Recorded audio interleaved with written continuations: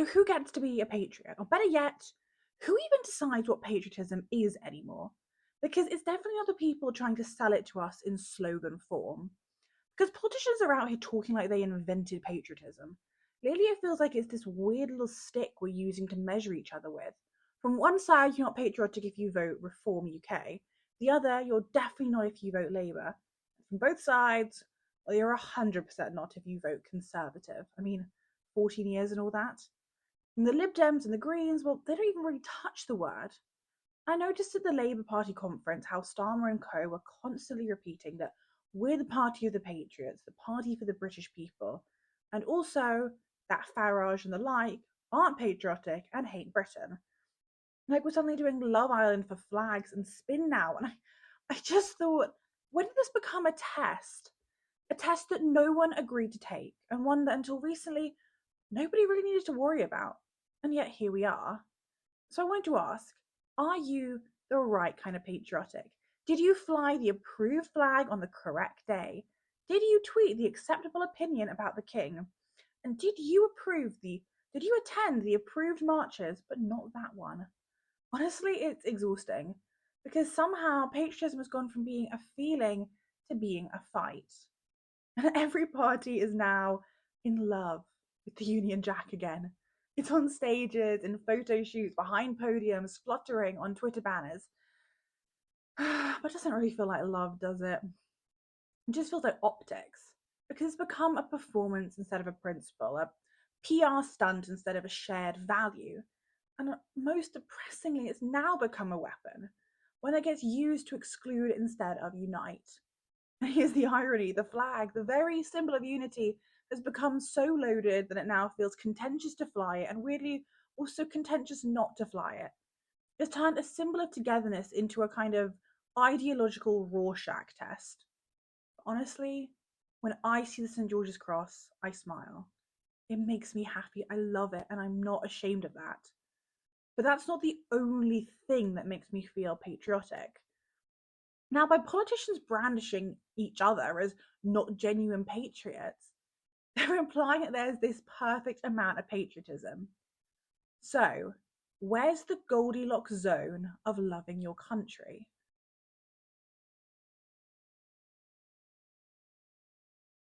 Not too little or you're disloyal, not too much or you're dangerous. Just enough to clap at the coronation, but not enough to question mass migration. Just enough to post a poppy, but not enough to care when old churches are demolished. And obviously just enough to share a Union Jack on Instagram, but you mustn't go near a rally. Because the issue here is not what you think, but how someone else will judge you. But if some people are too patriotic and others are not patriotic enough, then where's the line? Who decides when it tips over? When does it go from a beautiful display of national pride to a bit extreme? Because here's the strange thing: if you say BNP in conversation, and people will recoil, rightly so, say Britain first, and you'll get sharp looks and immediate distance. But say you'd rather see the country torn down, say you're happy for it to become an EU state or just watch it fall apart because it deserves it. And frankly, I think it'd be met with less suspicion, because that's how upside down it's all become. It's like we've been taught that caring for our country too loudly is dangerous, but apathy is trendy, it's safe, and actually is morally hygienic. Because that's the problem now, is that we've allowed real care, quiet, loyal, okay, sometimes rowdy, sometimes celebratory, but genuine, to be misread as radical, while some people are free to shrug at Britain like it's a failed project that no one wants to claim. If you say, I want better for this country, people ask you what party you support. If you say, I love the UK still, people ask you what's wrong with you to have to say it out loud. Like, I'm not trying to sound provocative, and I know this is going to sound incredibly naive, but I've always wondered, why don't we have an English national party? I really have never understood why we don't have one. Does anyone know? Can you tell me why in the comments below if you do know why? Because the Scots have the SNP, the Welsh have Plaid, the Irish have their own parties that centre around national identity. But England has no formal political voice, no cultural representative. Maybe part of the problem is that England's always been seen as the default, the establishment, the empire, the one that everyone else had to break away from. So when things go wrong, it must be the English right, not the other nations, not the Union, just England. But of course, it was all of us. The United Kingdom is exactly that, united. Countries standing together under one flag, but also under their own. And that raises another question that I've always wondered. Can you be patriotic to one part of the whole? Can someone say, I love England, but feel absolutely nothing for the Union? Or love Scotland, Wales, or Northern Ireland, but want nothing to do with Britain as a concept? I don't know the answer. Let me know what you think. Because loving England, not politically, not ideologically, but culturally, has become something you almost have to apologize for. I think that might be why patriotism just feels so hollow, because the one place that still quietly carries the weight of national memory isn't allowed to say it out loud. I think what makes it even harder is that when you say you love Britain as a whole, it's rarely allowed to be stand without it on its own. Ask someone, do you love your country? And you'll usually get a caveat.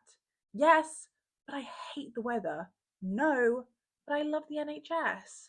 There's always a footnote, a qualification, a joke to make it socially acceptable, and I get it. Britain has a long, complicated, messy history. We're not perfect, but no country is. But lately, that question feels heavier. Do I love Britain? Yes, I do. I always have. But I'll be honest, I don't know if I like it right now. It doesn't feel safe anymore, not for women. And the values that I hold seem to be eroding and dissolving in our social constructs. Our architecture is abused, our farmland, our hedgehogs, our rolling green hills. They're disappearing under silence and bulldozers. And if you even dare to care, you're accused of being a NIMBY. Our coastlines are vanishing under sewage and silence. And our culture is just becoming this beige mess. And somehow we have both gentrification and ghettoization at the same time.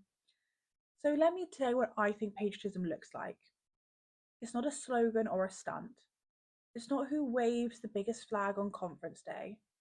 It's about preservation of people, of places, and of memory.